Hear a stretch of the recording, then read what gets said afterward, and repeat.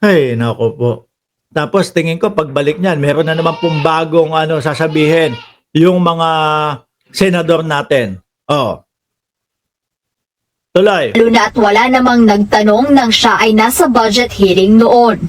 Ngayon, ayaw ko sumagot kasi nag-file sila ng impeachment. At sinabi ko, since Bago pala. Ay, naku naman si Inday Sara naman, Grabe naman si Inday Sara. Wala pa akong impeachment noon. Wala pang impeachment noon. Ito naman si Dudkan Cable, parang loko-loko din no? Sinasabi ng mga senador, pinatagal nila yung impeachment. Siya naman, minadali. Ano ba talaga? Naiintindihan mo ba talaga yung pinag-uusapan? Yung mga senador, ay naku po, ang tagal-tagal nila, nag-antay-antayan pa sila, tapos inipit pa kami kung kailan ang huling sesyon ng Senado sa kanila isinabmit. Naiintindihan mo ba talaga? Yung pinag-uusapan, ikaw minadali, yun, pinatagal naman daw, sabi ng Senado. Ang gulo nyo naman.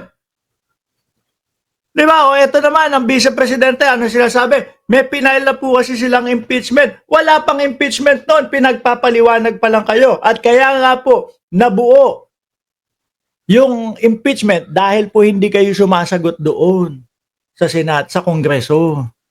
Di ba? file kayo ng impeachment, ay doon natin sagutin sa impeachment. Para naman ako kasi akong tanga kung magsasalita ako about. Wala pang ganun mga bossing. Ayan, tignan mo, nauhuli. Di ba?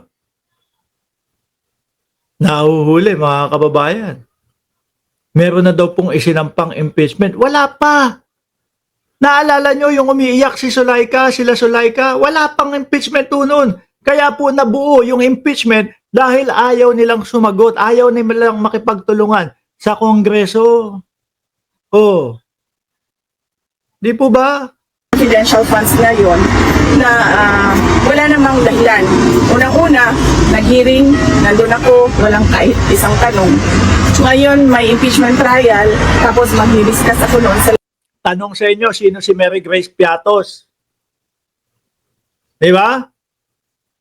Tanong sa kanila, mga bossing, sino si Mary Grace Piatos? Tanong sa kanila, bakit meron 250,000 pesos na mga rest house? Oh, anong walang tanong? Kaya nga alam natin lahat dyan, mga kababayan Paano sasabihin walang tanong? Di ba? Madaming tanong. Pinapaikot-ikot ninyo. Oh, tinanong pa doon. Bakit ganon? Bakit yung isang pulis kumukolekta ng confidential funds? Oh, di ba? Yung mga nila, yung isang babae na siya yung nagdi-disburse ng confidential funds. Naipit na. Aray ko po, ang sakit na ng dibdib ko, hindi ako makahinga. Kala nyo hindi namin alam lahat yan, ha? Anyway, iwan na ho natin yan. Tayo ho, mga kababayan, ngayon nagtatanong tayo. No? Nasa na nga ba sila Atong Ang? Kasi mga bossing, eto, papakita ko ho sa inyo yung mga balita.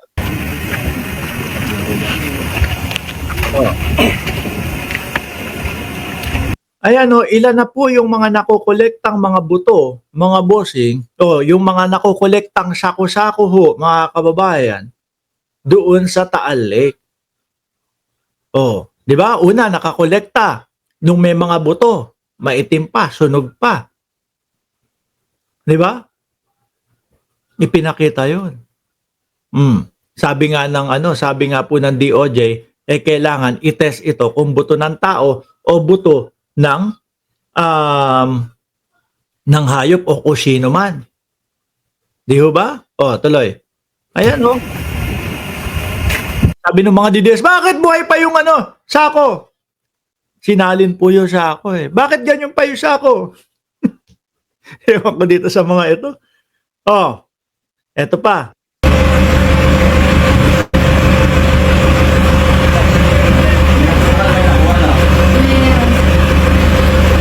Pagka dami-dami hong mga nakukolektang mga sako-sako, mga kababayan.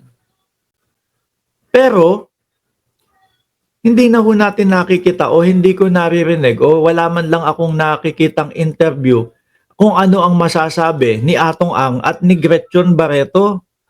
No, pinapanood ko lahat ng hearing ng Quadcom, wala pang file. Impeachment. Oh, 'di ba? Ngayon hindi pa ako nakakarinig kasi as a vlogger kailangan lahat ng side alam namin. Lahat ng side iba-vlog namin, no? Side ni alias Totoy, side ni Atong Ang, side ni Gretchen Barreto. Ngayon pa wala. Ngayon mapapatanong tayo, nasa Pilipinas pa ba sila? No, dahil hindi, totoo kasi meron akong nakitang mga kumakalat na mga balita na merong Atong Ang at Gretchen Barreto nandoon daw po sa airport, magkasama, etc. etc. Ako po, hindi naman ako na basta-basta naniniwala dyan, mga kababayan. Pero, sa ganitong mga madami na pong nakikitang mga mga sako-sako na merong lamang pabigat, may heavy rock. Ayan nga po, sabi ng Bilyonaryo News, PCG Commodore Jeronimo Tubilla confirmed that the two sack retrieved from Taal Lake today, July 12, contained sinker o pampalubog, pampabigat. Di ba? Including heavy rock.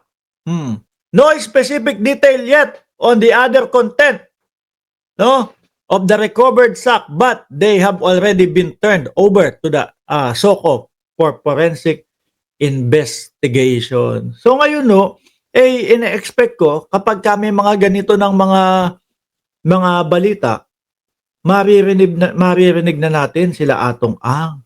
Maririnig na natin sila Gretchen Barreto. Pero patuloy po kaming nakatutok diyan, mga bossing, ha?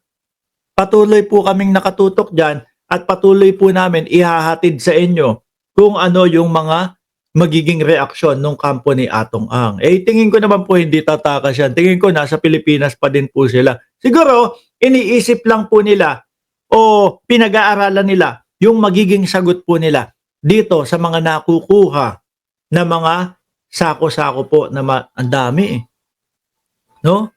Madami mga bossing Sabi, ano daw?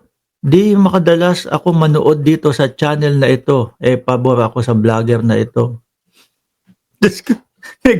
May ganyan pa kayo, no? Minadali. Ano sabi? Minadali yung impeachment. Tapos sabi ng Senado, pag pinagbagal-bagal nila, tapos ngayon, wag nga kami. Diyos ko. Wag nyo kami utuin, okay? Hindi kami DDS. Hindi kami uto-uto na kagaya ninyo. Mga kababayan, sabi ko nga ulit sa inyo, sa susunod na mga may lalabas na mga sagot po nila Atong Ang at nila Gretchen Barreto, ibablog pa din po natin yan para po sa pantay na pagbibigay natin ng reaksyon dito po tungkol sa mga nawawalang mga sabongero. Mga bossing, okay?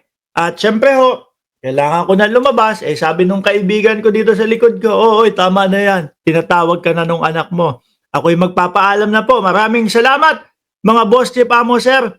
God bless sa ating lahat. Ulitin ko, hindi kami uto-uto na kagaya ng DDS, ha?